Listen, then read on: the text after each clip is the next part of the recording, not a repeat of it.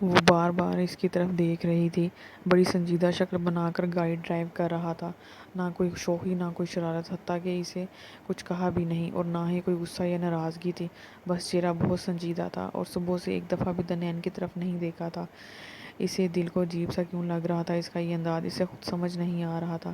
وہ کبھی بالوں کو کانوں کے پیچھے کرنے کے بہانے سے دیکھ رہی تھی، اور کبھی جوتے کو ٹھیک کرنے کے بہانے تھوڑا نیچے جھک کر، پر وہ خاموشی سے لب پیچھے گاڑی چلا رہا تھا۔ جو بھی تھا، اسے تھپڑ نہیں مارنا چاہیے تھا۔ دل کے کونے سے آواز آئی، وہ کر بھی تو ایسے رہا تھا اپنا آپ بچانے کے لیے، اور کیا کرتی۔ دل کے دوسرے کونے سے آواز آئی، تو کیا کر رہا تھا، کچھ اتنا غلط تو نہیں کہہ رہا تھا، آخر کو شوہر ہے۔ دل کے پہلے کونے سے پھر آواز آئی تھی، میں جب مانتی ہی نہیں شوہر، نہ اس رشتے کو مانتی، تو پھر کیوں اتنے قریب آنے دوں اتنا۔ اس کے دماغ نے دوسرے کونے کے حق میں ووٹ دیا، اور دنیا نے پرسکون انداز میں سر سیٹ کے ساتھ ٹکا دیا تھا۔ کب اس کی آنکھ لگی پتہ ہی نہ لگا، کھلی اس وقت ہی جب گاڑی ایک جھٹکے کے ساتھ پورچ میں رکی۔ وہ گھر پہنچ گئے تھے، وہ گاڑی سے نکل کر جا چکا تھا، وہ بھی اپنا سامان اٹھا کر اندر کی طرف چل دی۔ ڈاکٹر دنین ان سے ملے، ہمارے نیو اسٹاف ممبر۔ ڈاکٹر علی کی آواز پر دنین نے پیچھے موڑ کر دیکھا تھا۔ دنین کو تقریباً 1 ماہ ہو گیا تھا ہاسپٹل میں جاب کرتے ہوئے، اب تو سب اسے کافی گھل مل گئے تھے۔ سامنے زین کھڑا تھا، دنین کا چہرہ ایک دم سے زرد پڑا تھا۔ زین نے اسے دیکھ کر ایک دم سے اپنی نظروں کا زاویہ بدل ڈالا تھا۔ وہ دھیرے سے زبردستی مسکرائی تھی اور علی کی طرف دیکھا تھا، اور جو زین کو سب سے متعارف کروا رہے تھے۔ زین نے سلام کیا تھا، جس کا جواب اس نے یوں دیا تھا کہ اسے خود اپنی آواز کسی کنویں سے آتی ہوئی محسوس ہو رہی تھی۔ زین کی نظروں میں اس کے لیے حقارت تھی۔ سب ڈاکٹرز زین سے مل رہے تھے، اسے عجیب گھٹن سی محسوس ہونے لگی تھی۔ اپنا بیگ اٹھا کر وہ باہر آ گئی تھی۔ آخر کو جا کہاں رہا ہے، دانتوں کو کچلتے ہوئے دنین نے سوچا۔ میگزین کو تھوڑا سا نیچے کر کے دیکھا، وہ بیڈ پر ٹانگوں کو پسارے لیٹی میگزین پڑھ رہی تھی۔ جب وہ باہر سے آ کر یوں بیڈ پر اپنے کپڑے نکال کر رکھنے لگا، وہ اب چوری چوری اسے دیکھ رہی تھی۔ زرداد بیگ میں کپڑے رکھ رہا تھا، سنجیدہ شکل، آنکھیں بالکل نیچے کی ہوئی، جم سوٹ پہنا ہوا تھا، شاید ابھی وہیں سے آیا ہے۔ اتنے کپڑے لے کر کہاں جا رہا ہے، وہ دانت سے ہونٹ کچلتے ہوئے سوچ رہی تھی۔ وہ تو اس دن سے ایسے چپ ہو گیا تھا، کوئی بات ہی نہ کرتا تھا، کوئی مذاق نہیں، ایسے جیسے وہ گھر میں نہیں ہے۔ ویسے تو دنیا نے شکر ہی ادا کیا تھا وہ چپ ساتھ گیا تھا، اب اس چپ کے بعد دی اینڈ ہی ہوگا اس کے جنون کا، اس کی ضد کا۔ وہ یہ سوچ کر دل کو تسلی دیتی تھی۔ وہ واش روم میں تھا، شاور کی آواز آ رہی تھی، تھوڑی دیر بعد ٹاول سے بال رگڑ رہا تھا۔ دنیا ایسے ہی ظاہر کر رہی تھی جیسے اسے کوئی پرواہ نہیں، لیکن تجسس بار بار سر اٹھا رہا تھا، آخر وہ کہاں جا رہا ہے۔ اچھا چلو، کچھ بتا کر ہی جائے گا، اس نے اپنے دل کو تسلی دی، اور پھر چور نظروں سے اس کو دیکھنا شروع کر دیا۔ وہ اب ڈریسنگ روم میں تھا، کھٹ پٹ کی آوازیں آ رہی تھیں۔ وہ تیار ہمیشہ سے ایسے ہی ہوتا تھا، تسلی سے دل لگا کر۔ پتا تھا جناب کو کہ میں خوبصورت ہوں، تو وہ اس خوبصورتی کو 4 چاند لگا کر ہی باہر نکلتا تھا۔ جب ڈریسنگ سے نکلا، ایسا ہی تھا ہر دفعہ کی طرح، سب کو مات دینے والا، دوشیزاؤں کے دلوں کو اور دھڑکنوں کو تیز کر دینے والا۔ اب وہ ہودھ پر سینٹ کی بارش کر رہا تھا، ہمیشہ کی طرح سینٹ کی چوائس بھی بہترین، ایک حصار میں لے لینے والی مہک پورے کمرے میں پھیل گئی تھی۔ سنجیدہ شکل بنا کر، ایک نظر بھی دنین پر ڈالے بنا، کوٹ اور بیگ اٹھا کر وہ باہر نکل گیا تھا، اور وہ اپنے تجسس کے ساتھ ہی بیٹھی رہ گئی تھی۔ زیبی بات سنو، دنین نے میڈ کو آواز دی، رات ہو گئی تھی، وہ صبح سے گیا ہوا تھا، وہ واقعی کہیں گیا تھا، لیکن کہاں؟ کم از کم بتا کر تو جاتا، اکڑ تو دیکھو۔ اسے غصہ بھی آ رہا تھا، فکر بھی ہو رہی تھی، اور تجسس تو سب سے بڑھ کر تھا۔ جی میم، زیبی ہاتھ صاف کرتی ہوئی اس کے سامنے تھی۔ تمہارے صاحب کہاں گئے ہیں، کچھ پتہ ہے تمہیں؟ دنین نے رک رک کر اسے سوال پوچھا تھا۔ میم، وہ تو کبھی بتا کر نہیں جاتے، ان کا تو کام ہی ایسا ہے، کبھی کسی ملک تو کبھی کہیں، ابھی تو آپ کی شادی کی وجہ سے وہ کچھ عرصہ ہمیں گھر پر نظر آئے تھے۔ زیبی اپنے محسوس انداز میں پوچھے جانے والے انفارمیشن سے زیادہ انفارمیشن دیتے ہوئے بول رہی تھی۔ اچھا ٹھیک ہے، جاؤ اپنا کام کرو۔ کمر پر دونوں ہاتھ رکھے وہ اپنے تجسس میں گر چکی تھی۔ کمرے میں آئی تو عجیب سی خاموشی اور اکیلے پن کا احساس تھا۔ اتنا بڑا کمرہ کاٹ کھانے کو دوڑ رہا تھا، آخر کو بتا کر تو جانا چاہیے تھا نا۔ اسے رہ رہ کر زرداد پر غصہ آ رہا تھا۔ پھر اچانک ایک خیال آنے پر جلدی سے اپنا موبائل اٹھایا، اس کی انگلیاں نازش کا نمبر ڈائل سے نکال رہی تھیں۔ ایک نازش تھی جس سے اس کی اچھی بات چیت تھی، اس کے علاوہ تو اور کوئی ایسا نہیں تھا زرداد کے حوالے سے جس کو وہ جانتی تھی۔ نازش کے نمبر پر بیل جا رہی تھی اور اپنے ذہن میں الفاظ کو ترتیب دے رہی تھی۔ نازش نے اپنے محسوس پرجوش انداز میں ہیلو کہا تھا۔ وہ سوچ رہی تھی اب کیسے پوچھے زرداد کے بارے میں۔ ہیں دنین، تمہیں آج یہاں ہونا چاہیے تھا یار، it's a big day of Zardad. اس سے پہلے کہ وہ کچھ پوچھتی سے زرداد کے بارے میں وہ خود ہی بول پڑی۔ کہاں ہونا چاہیے تھا، اس نے اپنی آنکھ کو انگلی سے مسلتے ہوئے پوچھا۔ ارے یہاں دبئی میں نیشنل ایوارڈ شو ہے، زرداد کو بیسٹ سنگر ایوارڈ ملا ہے، تم نے مس کیوں کیا؟ اٹس ٹو بیڈ، نازش خفگی سے بول رہی تھی۔ وہ مجھے کچھ کام تھا، اس نے خجل سی ہو کر جھوٹ بولا۔ اچھا اب ٹی وی پر دیکھو نا، ٹیلی کاسٹ ہو رہا ہے۔ اوکے، وہ دھیرے سے بولی۔ اور بات سنو، بڑے راز دینے کے انداز میں نازش نے کہا، اگر ادھر تمہارا دل نہیں لگ رہا تو آپ کی زرداد جی بھی بہت اداس سے ہیں، آ جاتی تو اچھا تھا۔ I think he miss you too much, وہ بڑی محبت سے دنین کو بتا رہی تھی۔ دنین تھوڑی جزبز ہوئی تھی، آخر کو اس نے فون ہی کیوں کیا اسے، اب خود پر غصہ آ رہا تھا۔ جلدی سے فون رکھ دیا۔ تم میرے ساتھ ایسا بہیو کیوں کر رہے ہو؟ دنین بالکل اس کے سامنے کرسی کرتی ہوئی بیٹھی تھی۔ زین نے چونک کر دنین کی طرف دیکھا اور پھر ایک نظر ارد گرد ڈالی تھی۔ کیا مطلب، کیا کر رہا ہوں میں آپ کے ساتھ؟ بہت بے رخی سے زین نے کہا، میں جہاں بھی ہوتی ہوں یا آتی ہوں تم حقارت کی نظروں سے دیکھتے ہو اور وہاں سے اٹھ کر چلے جاتے ہو۔ دنین ماتھے پر 100 بل ڈالے زین کو کہہ رہی تھی۔ زین کو ہاسپٹل میں آئے ہوئے 1 ہفتہ ہونے کو آیا تھا اور دنین کے ساتھ بہت برا برتاؤ کر رہا تھا۔ کہیں بھی ٹکراؤ ہو جاتا تو اتنی بری حقارت کی نظر ڈالتا، اور اگر کبھی وہ اس جگہ پر آتی تو وہاں سے اٹھ کر چلا جاتا۔ پہلے تو دنین بے نیازی برتتی رہی، لیکن اب باقی لوگوں کو بھی اس بات کو محسوس کرنے لگے تھے۔ آج بھی وہ اس کے ساتھ بالکل ایسا ہی سلوک کرنے کے بعد کیفیٹیریا میں آ کر بیٹھا تھا تو دنین اس کے سر ہو گئی تھی۔ زین، میں نے تمہیں اسی دن کال کر کے بتایا تھا میرا اس معاملے میں کوئی ہاتھ نہیں، مجھے کچھ بھی نہیں پتا۔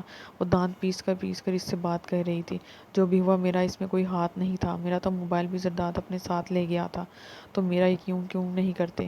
دنین روحان سی ہو گئی تھی۔ زین بالکل خاموش بیٹھا تھا، اس کے سامنے رکھا چائے کا کپ اب بھاپ اڑانا بند ہو گیا تھا۔ دنین بھی اب بالکل خاموش بیٹھی تھی۔ ہاں، اس کے ناخن سامنے میز پر کناروں کو بے دردی سے کھوچ رہے تھے۔ کچھ دیر یوں ہی گزر گئی تھی، خاموشی، خاموشی، صرف خاموشی۔ ویسے میں تمہیں صفائی دے ہی کیوں رہی ہوں؟ دنین نے گھٹی سی آواز میں کہا اور اس کے چائے کے ٹھنڈے کپ پر نظریں جمائی جس پر اب ملائی کی تہہ جم چکی تھی۔ دنین، مجھے معاف کر دو، آواز بہت دور سے آتی ہوئی محسوس ہوئی تھی۔ میں تمہارے خود کو دھوکہ دینے میں تمہارا ساتھ نہیں دے سکا۔ وہ جھکے ہوئے سر کو اٹھا کر بولا، آنکھیں کسی تھکے ہوئے مسافر کے جیسی تھی۔ کیا مطلب؟ دنین نے ناسمجھی سے زین کی طرف دیکھا۔ زین کی ہوئی بات کسی سمجھ کے بالاتر تھی۔ دنین، تم نے مجھ سے کبھی محبت کیا ہمدردی بھی نہیں کی تھی، اور مجھ سے شادی صرف اور صرف تمہاری زرداد سے فرار تھی اور کچھ نہیں۔ وہ بڑے دھیرے انداز میں اس پر راز افشاں کر رہا تھا۔ بدر کو جانتی ہو تم؟ زین نے چائے کا کپ ایک طرف رکھا۔ دنین نے چونک کر زین کی طرف دیکھا۔ بدر؟ اسے کچھ بھی سمجھ نہیں آ رہا تھا۔ ہاں، بدر، زرداد کا پرانا دوست اور اس کھیل کا رازدار جو زرداد نے تمہارے ساتھ کھیلا تھا۔ زین بڑے تحمل سے بول رہا تھا۔ حیرت در حیرت تھی دنین کی آنکھوں میں۔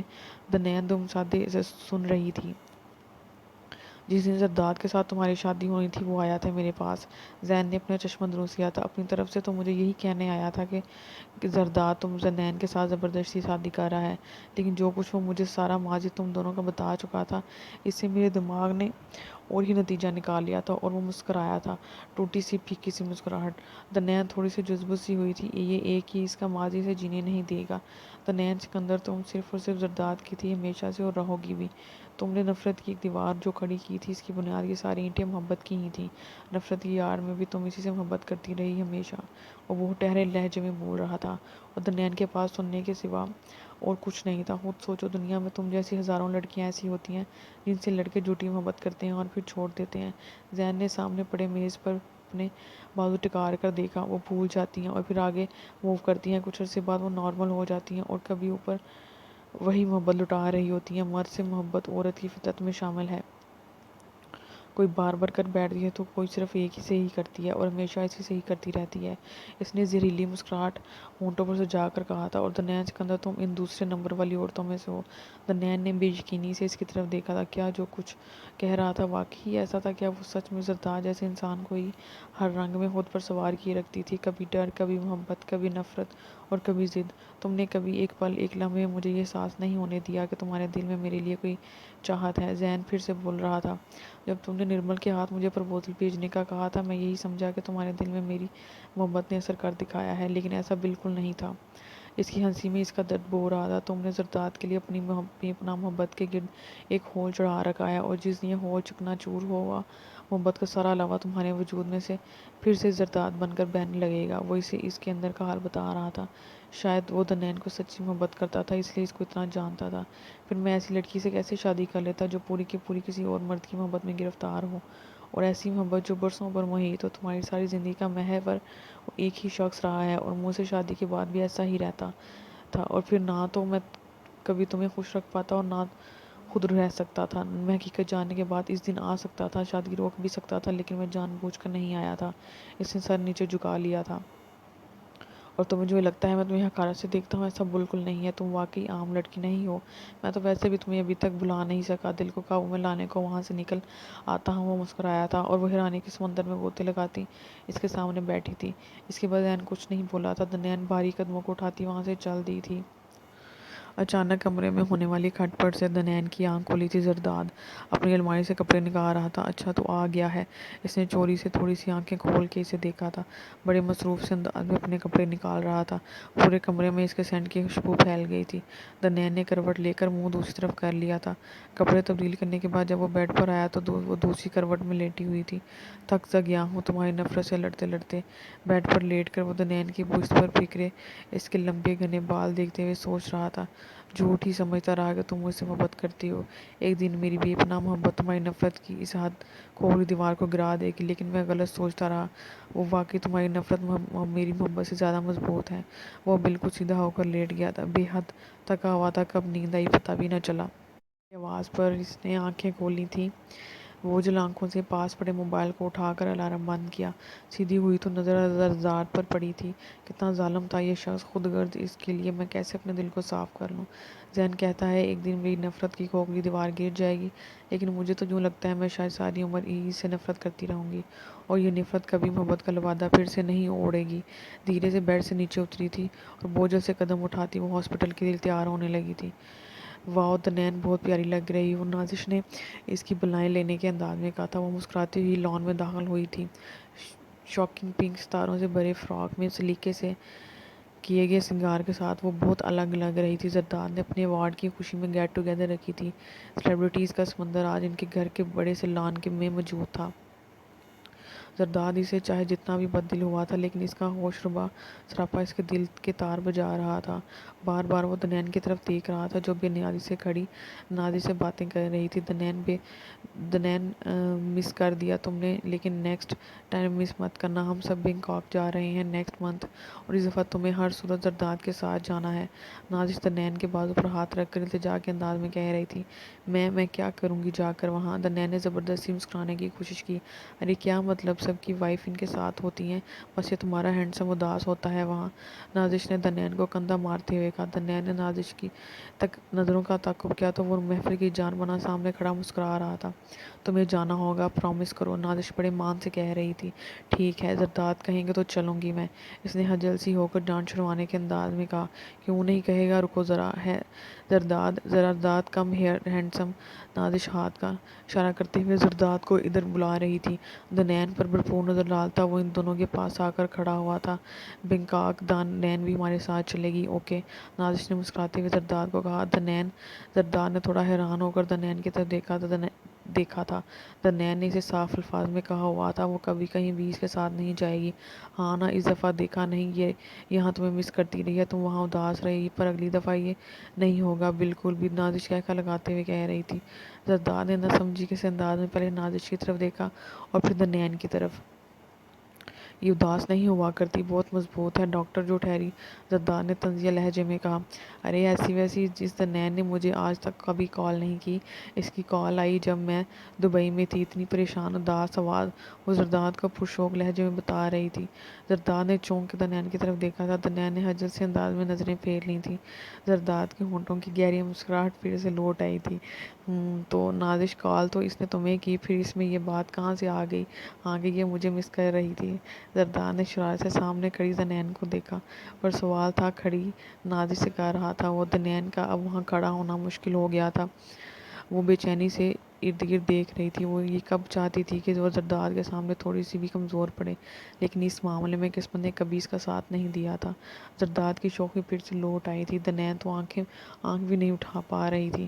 کولڈ ڈرنک کا گلاس منہ کو لگاتے ہوئے وہ محبت باش نظروں سے اسے دیکھ رہا تھا، پر وہ آج تو گھور بھی نہیں پا رہی تھی اسے۔ زرداد کے کہہ کے شوق نگاہیں پل میں واپس آ گئی تھیں۔ آج کے لیے اتنا ہی، آئندہ کے لیے ہمارے ساتھ رہیے گا۔ اللہ حافظ۔